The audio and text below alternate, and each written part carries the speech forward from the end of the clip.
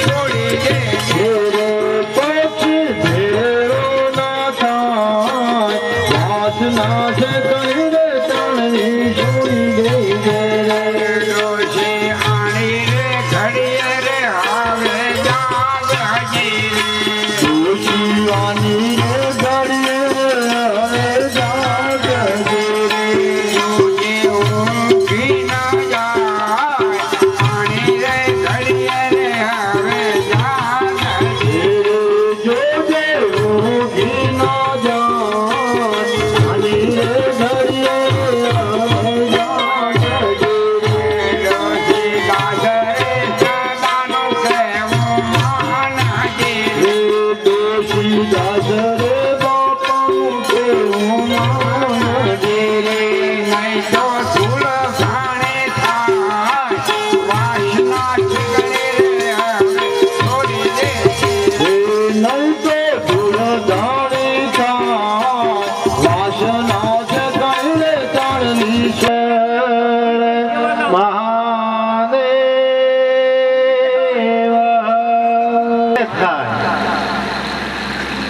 તે પૂજ્ય બાપુની એમના કુટુંબીએ એક જબરજસ્ત અવસરનું નિર્માણ કર્યું. આપણે ખરેખર અમૂલ્ય સમય અહીંયા ફાળવ્યો છે.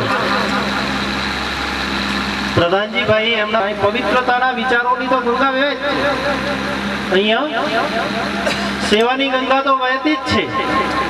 ખૂબ પુણ્ય કર્યા હોય, જે માણસે ખૂબ પુણ્ય કર્યા હોય પર ભવની અંદર એને મનુષ્ય અવતાર મળે. પહેલી વાત ઈ. અને એથી વિશેષ જેની પેઢીની પુનઈ હોય, પરમાત્માની કૃપા હોય. જેમ નરસિંહ મહેતા હતા ને, એમને હુંડી લખી હતી, કદાચ સાંભળ્યું હોય નરસિંહ મહેતાનો ઇતિહાસ. એનું બેલેન્સ જમા પડ્યું હતું નરસિંહ મહેતાનું. એટલે આખા વિશ્વને સ્વીકારવું કર્યું કે ભારત દેશ મહાન છે, ભારતીય સંસ્કૃતિ મહાન છે. અને આ દેશના કૂતરાય પૂજાય, ગધાડાય પૂજાય, સજીવાય પૂજાય, નિર્જીવ પૂજાય, એવો આ મહાન દેશ. ભારતીય સંસ્કૃતિની તોલે કોઈ સંસ્કૃતિ ના આવે. અને આપણા વિશ્વની અંદર જેને યુગ પુરુષ કહેવાય, યુગ પુરુષ એટલે સદીની અંદર એક મહાન આત્મા એવો થતો હોય, આખી સદીની અંદર એવો યુગ પુરુષનું જેને બિરુદ મળ્યું એ સ્વામી વિવેકાનંદ. સ્વામી વિવેકાનંદ અમેરિકાની અંદર શિકાગોની અંદર ધર્મ પરિષદ ભરાણી, એમાં સાબિત કર્યું કે ભારતીય સંસ્કૃતિ મહાન છે, સનાતન ધર્મ મહાન છે, આ ઋષિ સંસ્કૃતિ છે. એ આજે ખરેખર આનંદ એટલે થાય કે આ ભજનના માધ્યમ દ્વારા, સત્સંગના માધ્યમ દ્વારા જે ભાક્ષા હોય, જે પરોપકારનું કામ કરતો હોય ને, એની સંપત્તિ દેવી સંપત્તિ બને. એને નીતિથી કમાયેલી સંપત્તિ, પરસેવાની સંપત્તિ એ દેવી સંપત્તિ છે. અને એ સંપત્તિથી આવા મેળાવડા થાય, સારા સારા કામો થાય, ભજનનો એ અવસર નિર્માણ કરે. અમુકને તો અવસર આવતો હોય તો ટાળતા હોય, ભાગ્યા કે મારા ઘરે ચા હેઠ પાડવી. પણ દુનિયામાં મોટામાં મોટી વસ્તુ છે ને, હેઠ પડે એનાથી મોટું કોઈ નહીં. એટલે સ્વામી વિવેકાનંદે પણ એ જ કીધું હતું. અમારા હીરાપુરી બાપુએ પણ એ જ કીધું. હીરાપુરી બાપુની એક લીટીમાં વ્યાખ્યા કરું, એમને ભક્તિનો એક મંત્ર આપ્યો હતો. ઘર છે ને, અમારા હીરાપુરી બાપુ એ કહેતા પેલા ઘરને મંદિર બનાવો. આપણું ઘર છે એ પેલું મંદિર બનાવો. મને ખબર જ નથી વસુંધરા કુટુંબ એટલે શું. આખો પરિવાર સાથે રહેતો હતો. એના ભાઈ, ભાભી, દાદા, દાદી, કાકા, કાકી, આખું સમગ્ર કુટુંબ સાથે રહેતું હતું. એ વસુંધરા કુટુંબ. અત્યારે તો આ ભૌતિક યુગ એટલો બધો ઝડપી યુગ છે. અને જેટલી સંતો અને કોને લોકો કોને યાદ કરે, પેલું તો ઈ કે બીજા માટે કોઈ જીવે છે ને, બીજા માટે કંઈક જીવે છે એને લોકો યાદ કરે. ખાવું, પીવું, રડવું, કમાવું એ તો બધા જ કરે છે. એ તો પશુય કરે છે માટે છે. આવો સરસ મજાનું પરમાત્માએ આપણને એક મોટી ભેટ આપી છે. આ શરીર છે ઘણો બધો સારો આવી ગયો છે.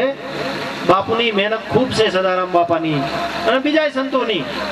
એટલે આ જે પરમાત્માનું મંદિર છે અને ટોચ કક્ષાએ મરી જશો તો નહીં ઉભી. આ આપણું કરેલું કર્મ યોગ્ય હોવું જોઈએ. સમય માણસનો સારામાં સારો સમય 30 વર્ષથી કરીને 60 વર્ષનો, એમાં તમામ એને આમ સશક્ત હોય છે બધી રીતે. અને એ સારામાં સારો પિરિયડ ખાવું પીવું જારી ઘણી વાર આમ હાથ જોવાનું કે હાથ જોવાનું છે, ઊંચો છે ટૂંકો છે શું છે, આમ રેખા જોવાનું કે. એટલે મેં કીધું મહારાજનું કામ આમ જ્યોતિષનું છે, પણ ભાગ્ય રેખા તમે તો તન કરતા હોઈએ, વિચારો આવતા હોય ને એ વિચારોને આપણે પકડવાના. પૂરે તો આપણને એવો વિચાર આવે કે ભાઈ મારે આજે આ મારા ગામમાં આ દુઃખી છે અને મારે મદદ કરવી છે, અને બિચારાને તકલીફ છે, અને આ અગવડ છે, આના દુઃખમાં મારે ભાગ કરવો છે.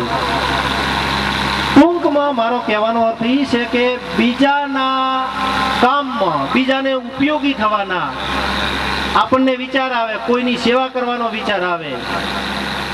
ચલો મારે આ દવાખાનામાં જઈને આને ફ્રૂટ આપવું છે, આને ટિફિન આપવું છે, મારે આમ કરવું છે. ટૂંકમાં બીજાનું ભલું કરવાનો વિચાર આવે તો આપણે સમજવાનું કે આપણી ભાગશાળી છો. ખરેખર આ મંડપ નીચે જે આયા એ ભાગશાળી. કેમ ભાગશાળી?